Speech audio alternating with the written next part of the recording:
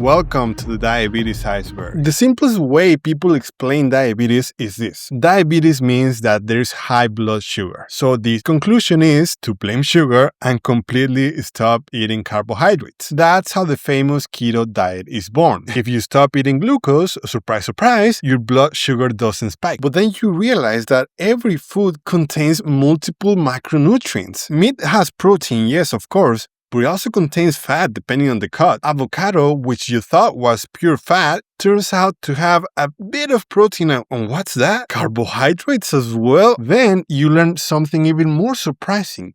Every gram of every single macronutrient releases energy when it's digested, and we measure it in calories. So now you're confused. Keto doctors told you not to count calories or weigh food. No, just eat real food, protein and fat. But now you don't know if you're losing weight because it's real food or simply because you're eating fewer calories. So then suddenly, something clicks and you start asking yourself, what even is diabetes? I used to eat carbs without any problem before. So then you realize the real root problem is that glucose is getting stuck in the bloodstream because it's not being burned as it should. Okay, then that begs the question, why is it not being burned? You start researching more, maybe following me, and you realize that as you gain weight over the years, excess calories from every single type of food gets stored as fat under the skin, and a specific type of fat called intramuscular fat. This is what your muscle looks like when it should look like this, lean muscle tissue. And so this type of fat blocks glucose from moving from the blood